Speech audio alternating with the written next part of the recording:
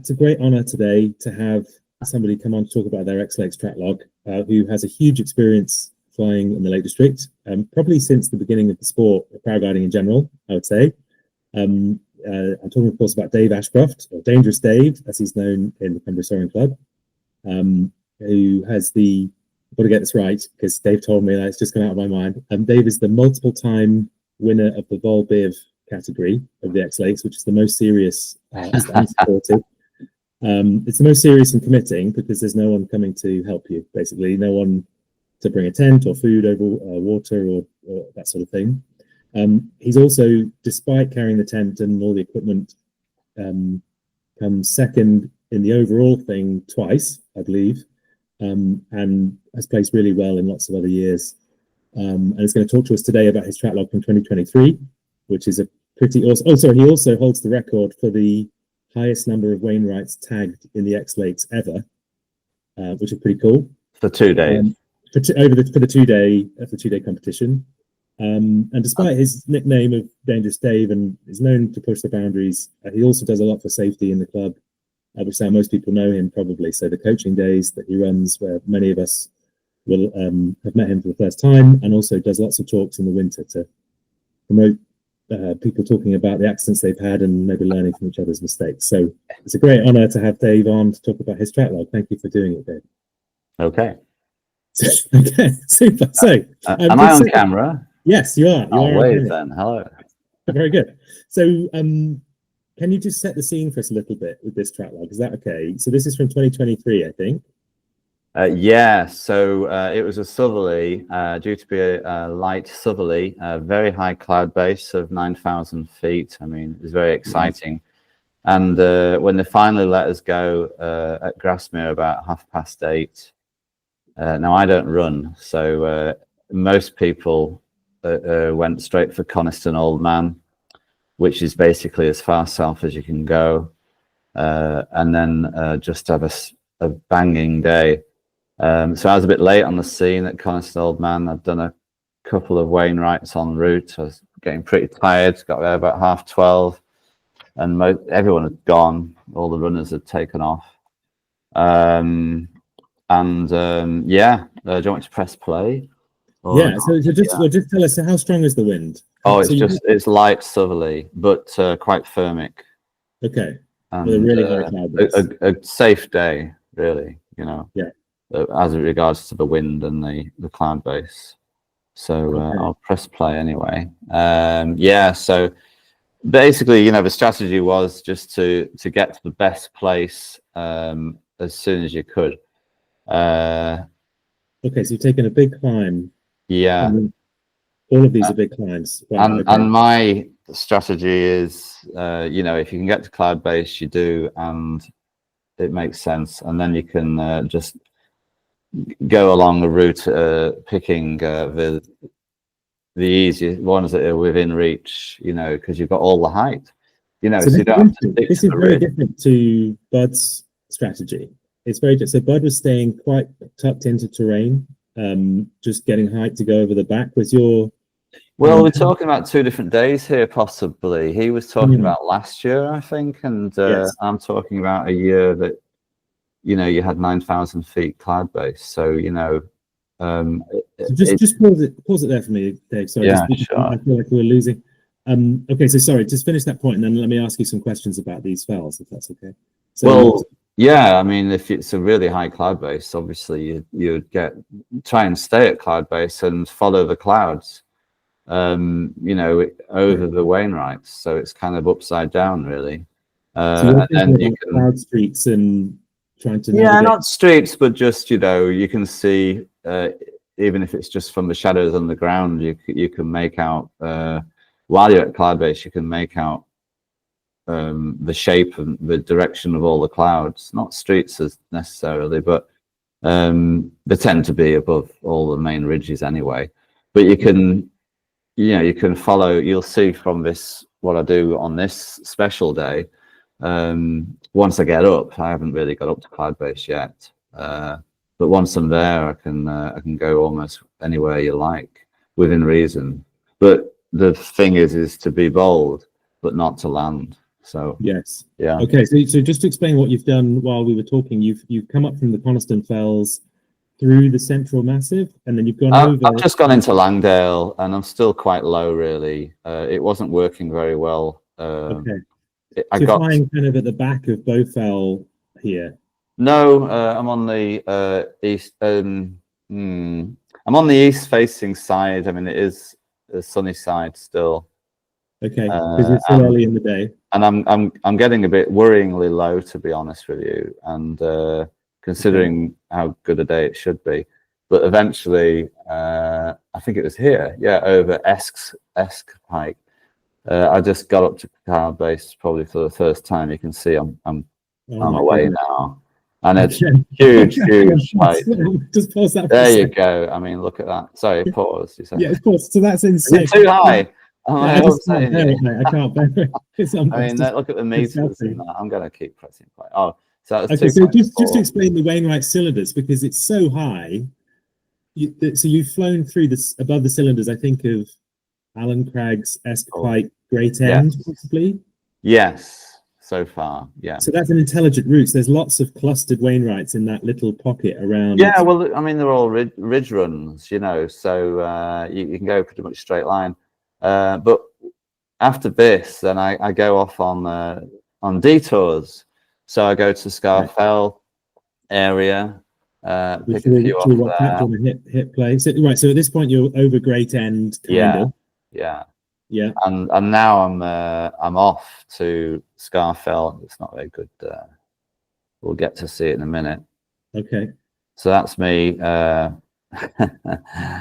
picking out.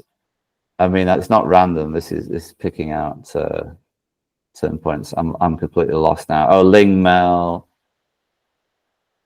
Yeah, there's Alan Craggs again, back again. Okay, so this is interesting. So you're, and that's Seathwaite Fell. You're keeping up with it because yeah, and now over. Okay, so you've just done the Gables from the air.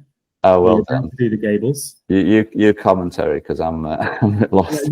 Okay, so this is cool. So no, because again, there's very dense clusters of high points there, right? Yeah. So you've done base brown the Gables, the grey knots and Brandwidth. I guess you're just flying through at some economically high distance. Oh, damn! It was a good day. Yeah, I mean, obviously, this isn't how it always works out. You know, this is the best. I don't know where I'm going. Okay, so you've gone through the cylinder for Brandwidth and grey knots, and then over the back, and you're going down. So now I'm going down Buttermere. Yeah. So the Buttermere Fells. Yes, I remember this well. And when I've done as much as I can, I think I go. Oh, where am I off now? Yeah, down Ennerdale. No, we weren't on the Buttermere Fells. I'm still in Ennerdale, and now I cross. There we go. I'm pretty sure I go across to the Buttermere Fells. Okay. Yeah. Yeah, you might have a better picture of me. I've got a rather narrow window. Yeah, as you come across, I guess that's. So yeah, that was going across Ennerdale Valley. Now, actually, what you can't see on this is there's a sea breeze, so the clouds are quite low. Okay. But I'm still trying to go as far west as I can, and then I return to Buttermere. Well, I didn't even hit Buttermere before it was Ennerdale. So I'm on the way back. You don't seem to be turning a great deal. Is this just convergence lift that you're flying? Or are you gliding? No, I think it just didn't. It wasn't very strong lift, so I didn't stay with it for that long. I'm getting low now, if I remember rightly. Yeah. Okay. So over the guards. Yeah. So here we go. This is the Buttermere Fells now. So Red Pike, high style, high crag. But I'm picking out Wainwrights. It looks random, but I'm picking them out on the way back. So basically, out and return as far as I dare. So this is interesting. So you're setting. So you know that there's great lit. Oh my goodness. Yeah. So I'm back up again. Okay. Okay. You didn't seem to drift very much, and no. Well, it's very light winds. Yeah. I'm just astonished at the height, Dave. It's kind of Yeah. So now, so this is I've covered quite a bit of ground now. I'm Yeah, heading you're back at the towards back of the Catbells Ridge now. Cat Bells. Yeah, heading towards Cat Bells. So I must have picked out quite a few by now. Yeah. And yeah, I think I gained some more height, and then I shift left back to Grasmere Pike area. Yeah. This is me off. I've got all these fells on the left I haven't done, so I'm back. Actually, it says that it's a southeasterly 8 kilometers an hour on the screen, so must be true. Yeah. And did the wind, was there a gradient? Was the wind at height different? No, it was very, very calm. Oh my, hang on. Just pause for a second there, because this is incredible. Is this convergence that you're flying through? No, it was just a very high cloud base. Okay. Did I just peek out? I know I did, didn't I? Yeah. So okay, so you're it's not random wiggles. You're just going to touch the edge of a cylinder. Yeah, it all looks random, but it's me going from one rain out to another. Yeah. So I got to 9.3 thousand feet, if I remember rightly, and this is my way back. Now I kick myself for not going over to Skidder, right? But I was worried I wouldn't get back. So. And is that the valley crossing over Keswick? You think? Yeah, I was concerned because it was a southerly wind. I thought I might not get back, so it's a big void, a big passage. So instead, I've picked out the remaining Wainwrights in the Buttermere area. Yeah, because there's again quite a high concentration down the northern side of Buttermere. Is that right? Yeah, that's right. Yeah, so Robinson, Dalehead, Grasmere. Whiteside, and I've done all those round Grasmere Pike so far. So I'm heading now to Maiden Moor and across. I mean, I've already got Maiden Moor, I think, but I'm heading going across to. And how long at this point? How long at this point have you been in the air for? Does it say? Is that just so you're about halfway? Oh, 3 hours. 3 hours 50 minutes. Okay, you've not eaten anything or drunk anything. You've just no. Actually, I'm in the bad habit of not doing either, and I should have been. But saying that, I was in the air for 6 hours, so with no catheter, so it was. I didn't need to pee, so it was an advantage of being a bit dehydrated. Yes, well, it's a serious point. If you were flying for that long and very high. Yeah. Yeah. I mean, it's a bit of a unlucky to put a catheter on because that if you put one on takeoff, you probably go and land in 10 minutes. Yeah, it's like a bad luck. Yes, I understand. So, but if you've done a lot of walking, you tend to find you don't need to wee. So you're sort of coming back to the central massif here, right? You're coming back down to where you were just an hour or so ago. Yeah. So we're back Dalehead. Yes. And now, there's a high spy. I've done high spy. So I'm just getting some height to get tall enough to go across Borrowdale. I'm basically wanting to head over to Helvellyn and do all that.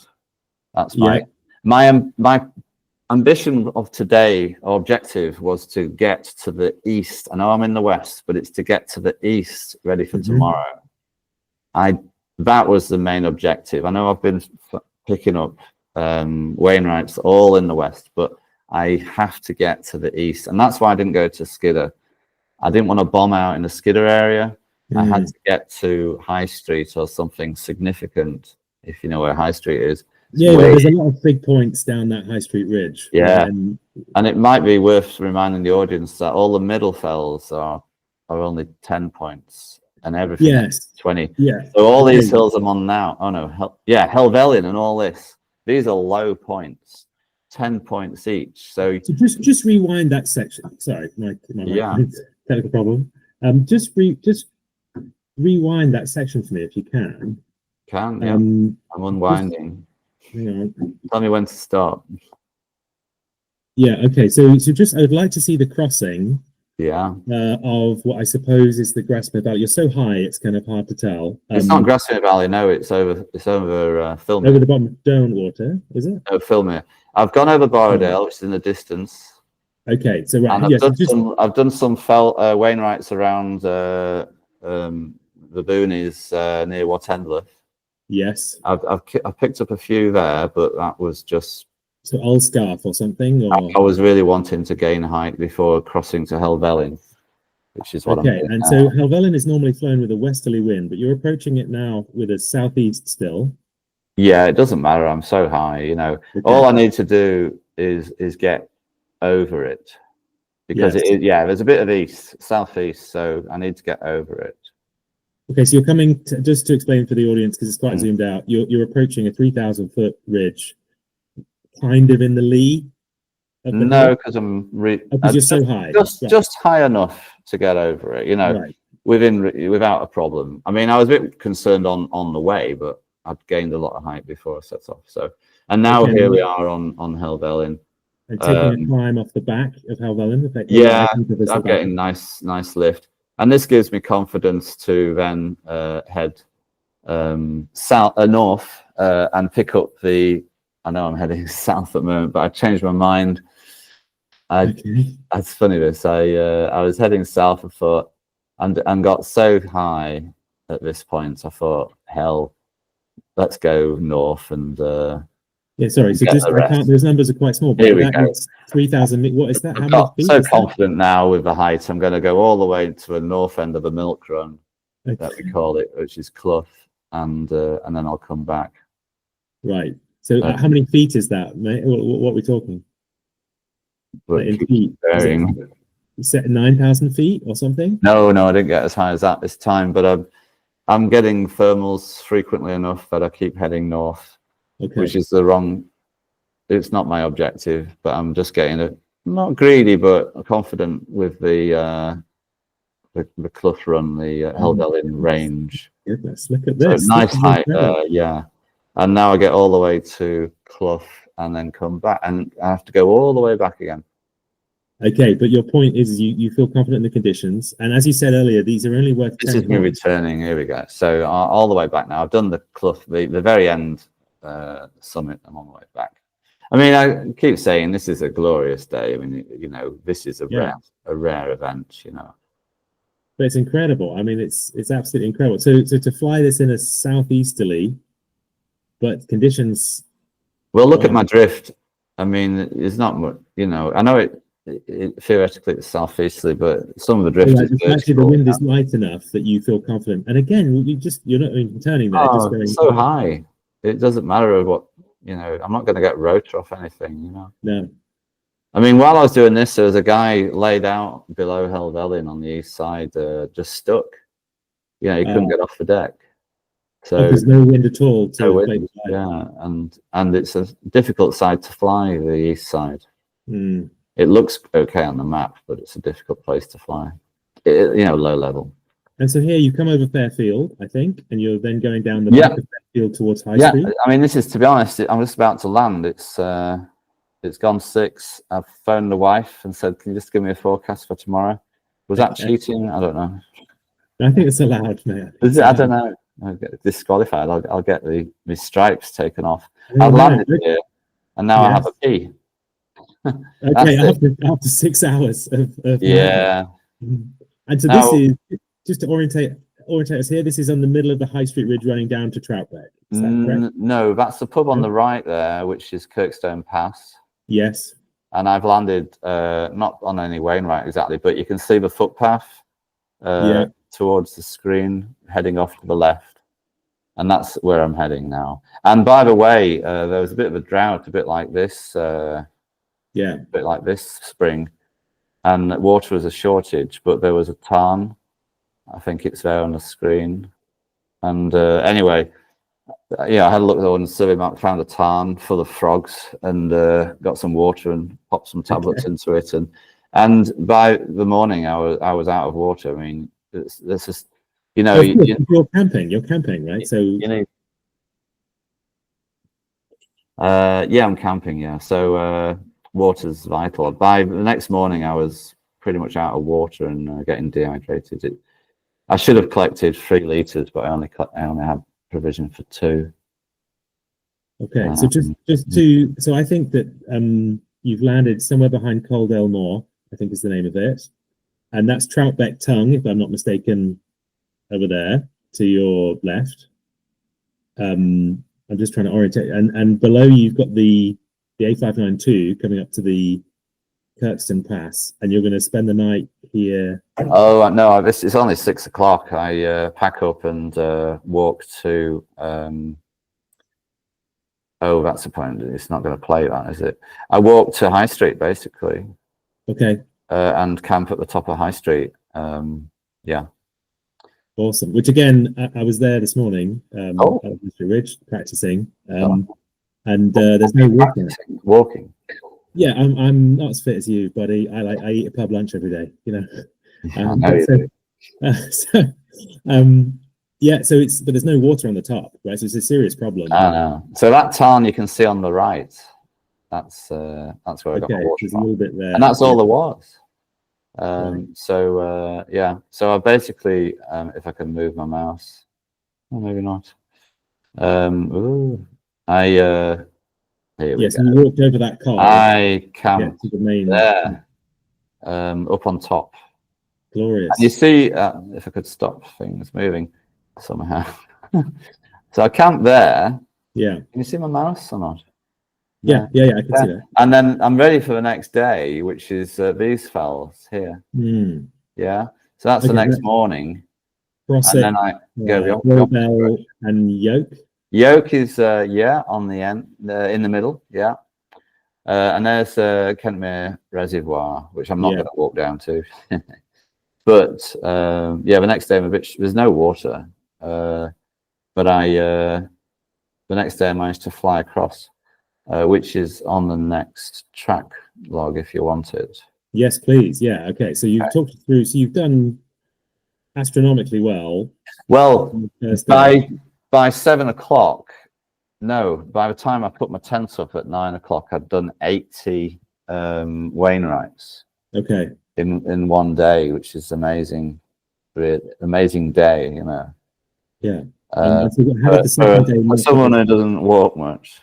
Yeah. Okay. And how did the second day look? Was the second day flyable? Terrible. It was supposed to rain, and it was a light easterly. Yeah. Okay, and so from there you had the problem. And that's why I needed that information before I landed. I needed to have an understanding of where I wanted. I wanted to know if it was panning out right. Yeah. Before I decided where to land, you know. Okay, so I had to know I'd get back on the second day, because the second day finishes at 4. Is it 4? Yeah, 4. So I had to. Is it 4? Yes. Yes, it is. Yeah. So I had to know what the forecast was before committing myself, knowing I'd get back by 4. Yeah. So. Okay, and so then that makes sense. So by ending up in the far eastern fells, effectively, you've given yourself the best chance of gliding. Yeah, because it was an easterly forecast. Yeah. Yeah. Okay. Yeah.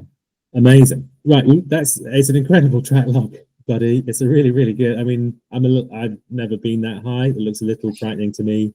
You're in a pod harness, are you? Flying yeah. This, yeah. Probably helps a bit if you're getting cold. Was it cold altitude particularly, or not really? Don't think so, because I didn't need to wee. So no, it was probably okay. I mean, I'd have been dressed up, but you know, I'd have had 2 jumpers on and a down. Okay. It wouldn't have been a down. No, it wouldn't have been a down. It'd have been it was summer. It would be 2 jumpers and a insulated windproof. Okay, and are you wearing gloves? Oh yeah. Are they heated gloves? No, or just no. Okay, I don't think it was cold. It was all right. Okay, and what wing are you flying to do this? Can I ask? When? What wing is it? Oh, wing. Yeah, it's a 777 Queen Light. It was the first Queen Light, so it's a bit old. Still flying it now. A Freeliner. Okay, so a traditional. Wing, and what rating is it? Is it a C? Oh, it's a C. Yeah, C. It's a pretty safe wing, actually. Still, I think so. I mean, it does collapse, but it reopens again, which is more important than the collapsing. Yes, and can I ask about that? So, when you were getting into those, when it was thermic, how rough were the thermals That day, I think it was a pretty nice day. Okay, so was there any incidents or cascades or? Yeah, no, the only incident I had was when I went into cloud over Grasmere Hike area. I tried spiraling down, and I was still going up, and I can spiral. And so I just had to look at the compass and go in a straight line, and it came out. Okay, that's interesting. So it was such a good day. There were times when even when you wanted to get down, it was a challenge. On one occasion, yeah, I just got sucked up into a cloud, and I immediately spiraled, and I looked at my vario, and I was still going up. So I just straightened out and looked at the compass and headed south, and it worked within a minute. Cool. I have to say that is an incredible bit of flying. Yeah, it's. Well, I think a lot of people did well that day. I don't know who did the most. All I know, I did the most in 2 days, which was 111. 111 Wainwrights. Okay, which is the record. Yeah. So that is something for people to come and beat. I still came second. How did you? So how can you get the record on the Wainwrights? Because Westy had less Wainwrights, but they had more points. So I guess he had more. I think he got it because he spent more time in the east on the second day, and I left earlier. And basically West is a good fell runner, so he was running around the east fells on the second day, and I'd left by 10 o'clock. I'd flown out of there because I can't run, and because I'm old, and I managed to thermal away on the second. Okay, but so to explain for this for people who aren't familiar with the rules, so there's what Dave mentioned earlier is key for the scoring, right? So there's 10 points for every Wainwright in a kind of a circle around Grasmere, which is close, and then there's 20 points per Wainwright for the ones that are further away. And so you're saying Westy got more points of the 20 Wainwright. Yeah, higher scoring. I think it was probably the ones in the. Oh, he did go to Skidder and those areas, so he picked up those, which are 20 points, and I think 20 points as well. Okay, so you spent more time further away in east of Ullswater, where we are now. Yeah, okay, that makes sense. Okay, cool. Can I ask you some questions about like your prep and training and strategy and so on? Sure. Yeah. So, approaching this task, what is your? Obviously, you can't have planned that route to the millimeter before you did it, presumably, but you must have some sense of strategy and what you're going to try and do. Well, I mean, planning routes, it's good to practice, in advance, but on the morning, you need to rethink and maybe listen to what other people are doing, but don't get too distracted. Don't get confused. So it just takes one good pilot to disagree with you, and your mind's blown just before you set off. So basically, go off the look at the forecast the night before and make a plan.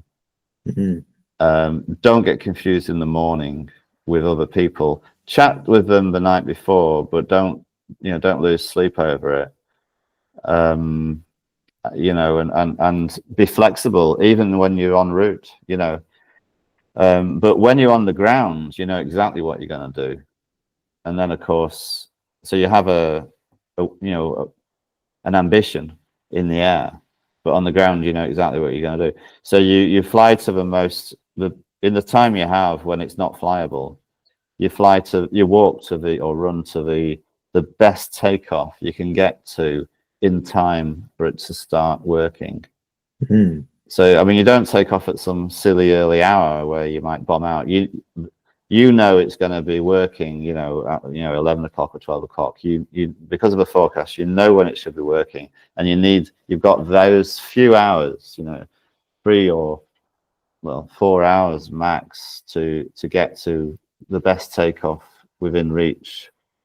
And that's how you start the day. Is it important to you to go to the, let's say you had a southerly wind or a southeasterly wind, is that why you went down to the southernmost point of the Lake District? Yeah, You know, as loads of other people did. I mean, it was an obvious choice. The wind's blowing from the south, you walk south. You know, and if it's an easterly, well, that's a bit different. But let's not talk about easters. But if it was a northerly wind, you'd go as far north as possible before you took off. You know.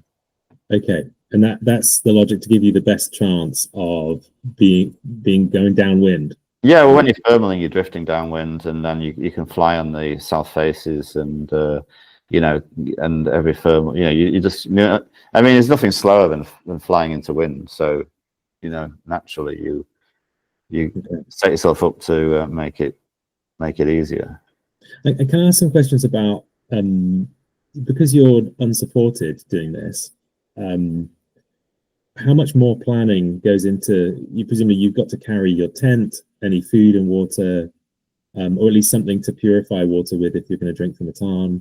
Yeah, I mean, there's water everywhere, and I just carry tablets, and you don't need a filter or anything. You know, we're not in India or somewhere. We just take some water purification tablets, which tastes fine. And every time there's a stream, you should really top up. Because otherwise you'll be on, you know, we walk on ridges, and there's no water on ridges. There's the odd bog or dried tarn, but no, I mean, you know, so you need to keep your platypus filled up, and keep drinking and eating. You know, it's a slightly personal question, but it's fascinating to me. What did you eat all day? Peanuts and some energy gels. I might have had a banana on the first day. A gel is, what's that, like a running or a cycling product? Yeah, one of those cycling ones, you know. I mean, I normally keep them spare for big cross countries, but yeah, just when you just keep yourself full of energy, and it's hard to eat when you're exerting yourself, but if you just keep chewing on the peanuts, they make you thirsty, and that makes you drink. Okay. You know, because you need to drink. You know, you'll be out there for 6 hours and realize you've not had a pee. Yes. You know, and that's not healthy. Exhausted. That's not healthy. You can't rehydrate yourself overnight. It doesn't work. So,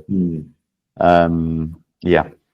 And tents, what are you sleeping in? Are you... Oh, I've got a lovely Z pack. You don't hear them advertised. Whenever you Google lightweight tents, everything else comes up. But there's an American-made, I know we hate the Americans at the moment, but American-made Z pack. Okay. Just Google it, and they've got some wonderful stuff. It's 0.7 kilograms. That doesn't include the sticks, because you use your poles, your walking sticks, which that answers my next question. Is, are you a one or a two pole person? Who walks with one pole?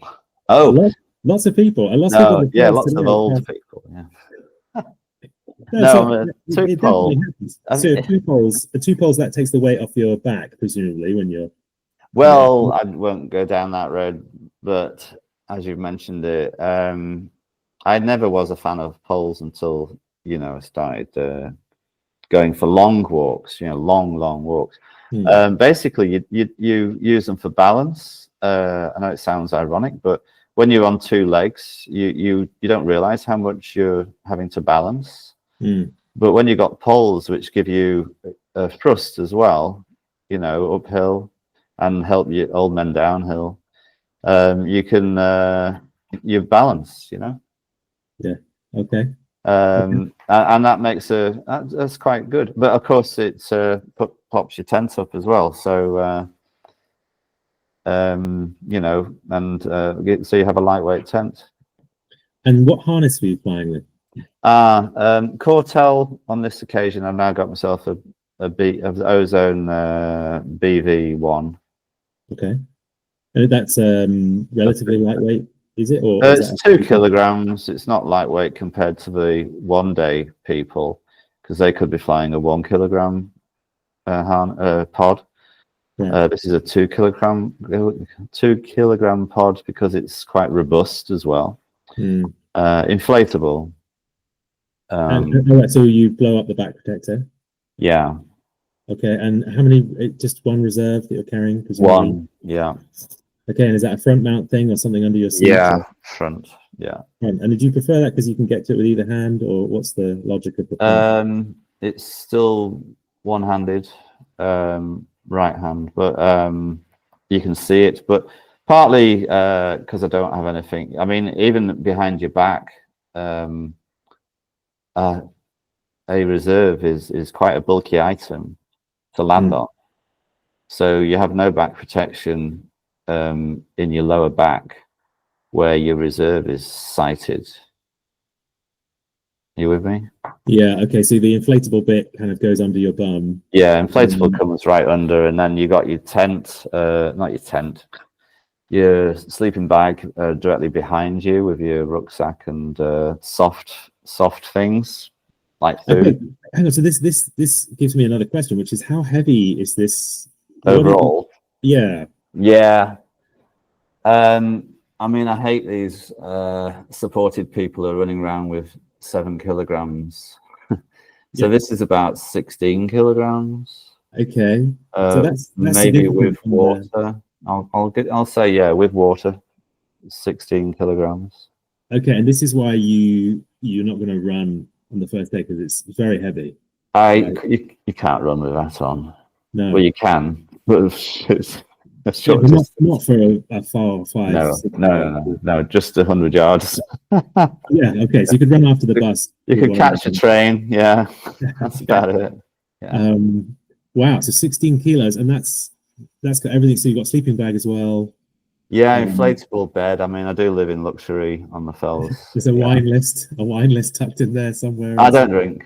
No, all right, so, but I'll have coffee in the morning, and have my porridge, and I'll have a little stove, and all the mod cons. Is that like a gas burner thing? Yeah, they're dead small, in your pocket. Okay, so it's quite a luxurious. Actually, on these events, I use solid fuel because you don't have to carry a cylinder. So I have some solid fuel for the evening and solid fuel for breakfast. Okay. That's not what you eat, sorry, that's for the cooker. Yeah, no, I understand. Yeah, sounds like a food, doesn't it? Solid fuel. Okay, but it's actually an interesting level of luxury to be able to heat. Some people would just take energy gels and not have a cup of tea or anything, but I don't see why you can't. If all you need is a pan. You've got you're carrying a pan as well. Of course. But it's a titanium pan that doesn't weigh anything, Okay. And you wash in it, you wee in it, you drink out of it, and then have your dried food out of it. Okay, good. It's a multi-purpose pan. Multi-purpose pan. Yeah. Self-defense item. It's got all sorts I've weed in it in flight before now. So. Goodness. And presumably you have to put that, just to your earlier point, you have to put that somewhere where it's not in the top. Yeah. Right. So if you're carrying a gas cylinder and a pan in the top, usually have somewhere else you can, on the side or in the top. Walking sticks in the side pocket. You don't want anything underneath you. Right. So there's a safety element to how you take that. Okay. And do you think can I ask about weight loading on the wings too? Does all that extra stuff that you're carrying, does that affect where you are in the weight range? It puts me in the right weight range for my Queen Light, which is a medium small, small medium, which goes up to 99 kilograms, and I'm only 70 kilograms, so add 16, and I'm 86. Okay. So I'm just right. Amazing. Above the middle, I think. Okay, this is incredible, Tracklog, buddy, and to do it with a saucepan. Oh no, maybe it's in the middle. And a stove. But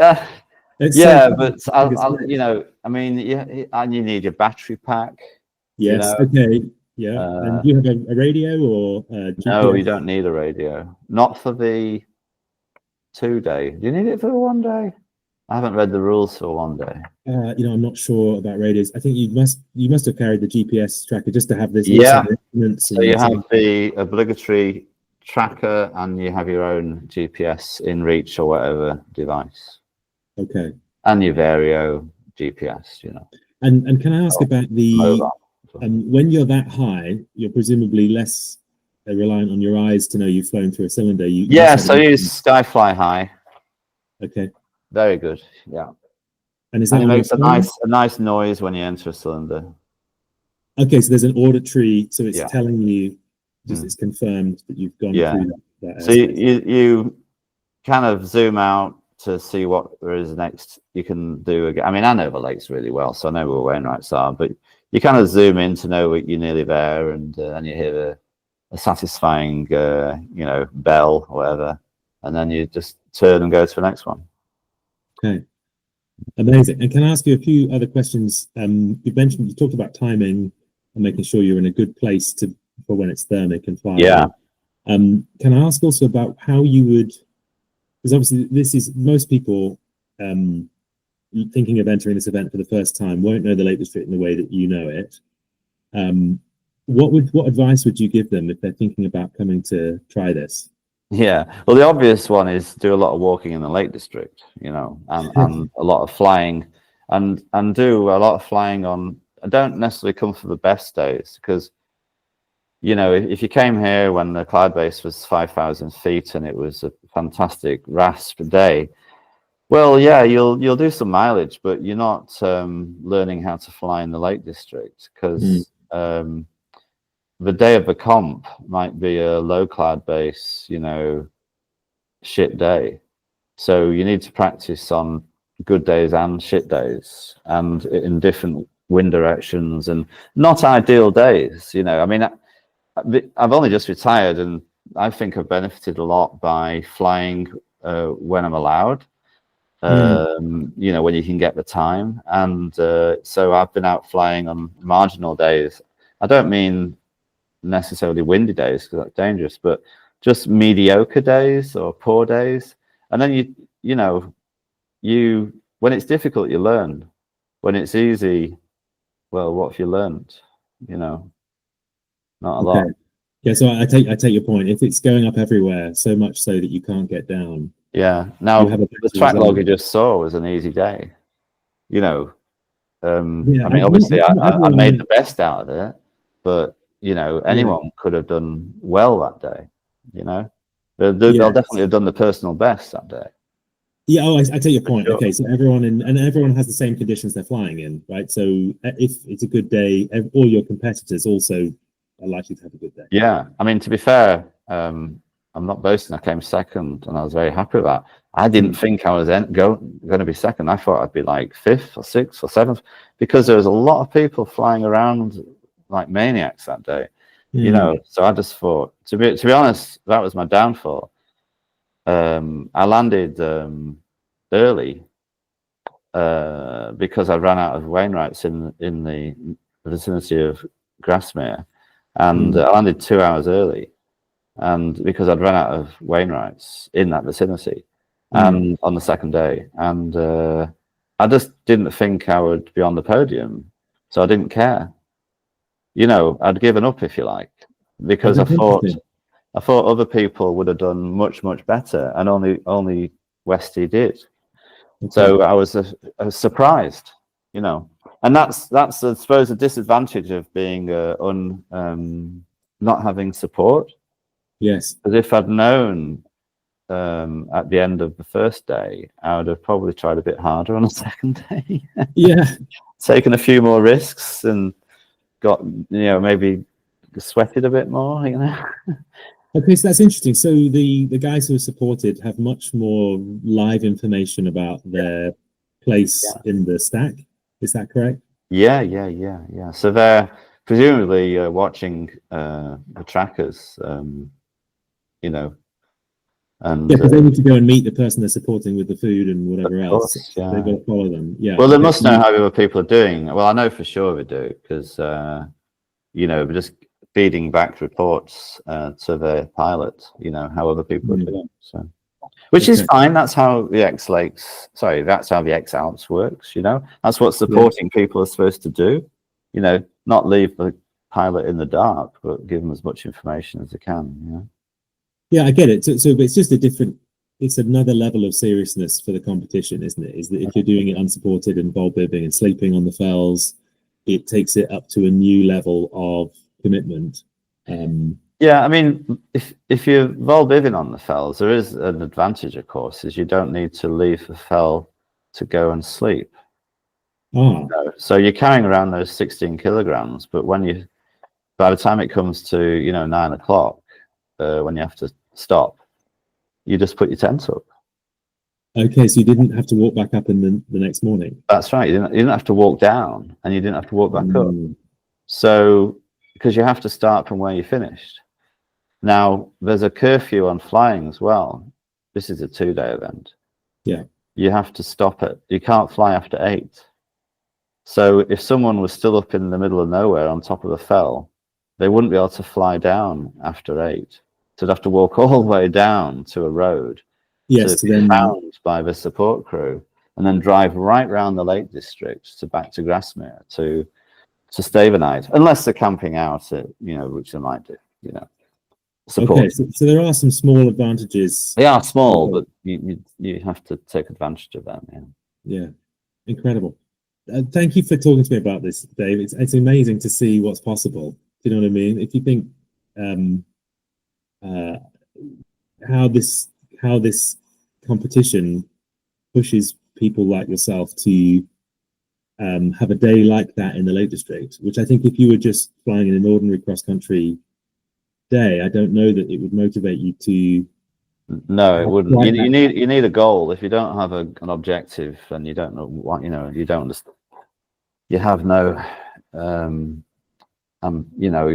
impetus. Is that the right word? You don't care. You just land and go to the pub. Yeah, you know what I mean?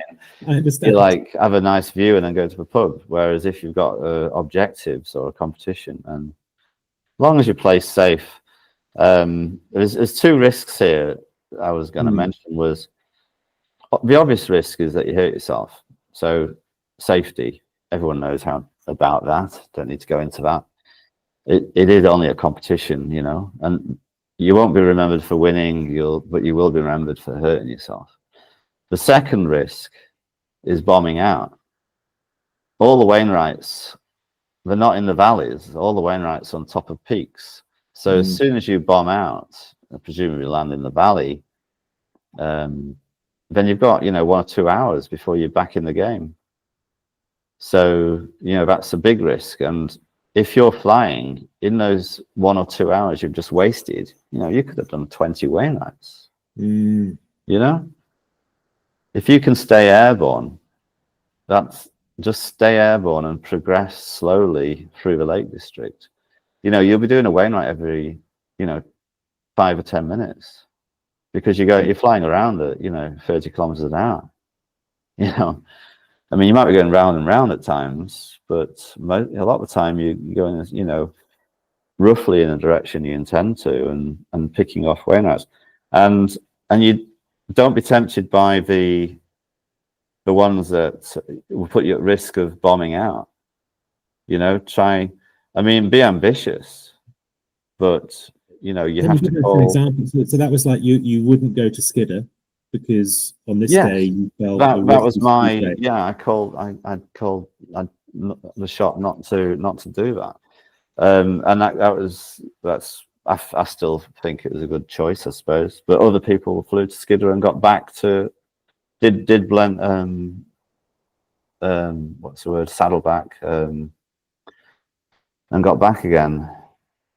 I've got a mental block there. Blees and Blencathra.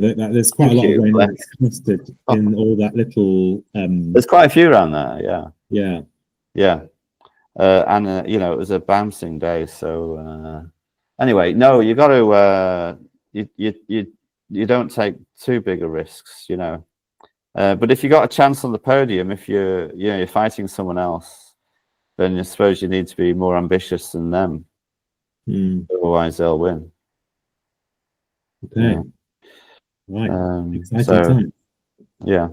Fantastic. Look, thank you for talking to me about it, Dave. I really appreciate it. It's an amazing bit of flying, from my point of view, and to hear about the detail and the planning and so on. Can I add one more thing on timing? Yeah. As I kind of touched on just a minute ago, if I know this may apply more to a 2-day event, but 1-day event, yes. Leave yourself some. If it's going to be a flyable day, you don't know how well you're going to get on. If you do really well, you probably end up in Grasmere too early. So leave yourself some Wainwrights in the vicinity of Grasmere. You know, like Heron Pike, that range. Just leave yourself something. But if you get back too early, like an hour early, and you're still up there, then you've got something to chew on. Keeping an eye on your watch, and you know, if you're back at an hour or 2 hours early, you can be still working around these low-hanging fruit, if you like, in the vicinity of Grasmere, and then knowing you only need half an hour just to get into the goal, or you know, quarter an hour just to fly into goal. But so if you using your full time, yeah, so it leaves something behind, you know, to that you might use or might not use if you have the time, that are very close to the showground. Right. So all that Fairfield Horseshoe area, That kind of area, yeah. I would suggest, depends on the wind direction. There's not much on the other side, really. So. Yeah, and also they're kind of scratty. Like Blee Rig is hard, and yeah. So it's better off, yeah, leaving the horseshoe, Fairfield Horseshoe area, or at least the from Fairfield down to, you know, all the way down to. Oh yes, the Heron Pike, and the low. I can't remember the names of them all now, but yeah, I know what you mean. All the ones between between Red Screes and Grasmere, basically that sort of area. No, not that far away. Okay. No, just down to Rydalwater. You know, so Fairfield all the way down to Rydalwater. Just leave all them, maybe, you know, for if you have time to do them. Okay. It seems odd, doesn't it, to ignore something that's so obvious, but you know, to leave something on purpose. But if you're having a good day, and you end up in Grasmere like I did 2 hours early, you know, you really screwed up. You know. Yes. Okay. So we want to use it full time. I had nothing I could go to when I was in Grasmere, and I was like, shit, I've nothing left. And it was every Wainwright in the Lake District. Well, not quite, but I did all of them I did a lot, but I definitely did all of them in the vicinity of Grasmere, and I had nothing left, you know, and that was me 2 hours early, kicking myself, you know. Amazing. Right, so the advert is, if you would like to come and fly with Dave in the 2-day X Lakes, it's the 18th to the 22nd of June this year. There's still 1 or 2 slots available, although the 2-day event is pretty full. There's 1 or 2 slots available, and there's also a few more, maybe half a dozen slots left in the 1-day event, which is just 8 hours. Is that right, Dave? It's just an 8-hour. Yeah, it must be. Yeah, it seems quite short to me, but you'll see what you can do in 8 hours. Yeah. Yeah, exactly. So that sounds like a lot harder. Well, for those of us who are less fit, it's also slightly more attractive, possibly. But yes, I know what you're saying. In particularly less evening flying, right? So if you take off at 12, you've only really got 4 hours to go and do something. Yeah. So if Sunday's good, you could free fly on the Sunday too. Yeah. Do you kick us out early on the Sunday? It's Monday, sorry. No, if you've helped put the tents down, you can stay as long as you like. Okay. I want to go flying. Anyway. Well, yes, that's fine too. Super. Okay. Well, look, thank you for doing this with me, Dave. I really appreciate it. It's an amazing flight. Super. Okay.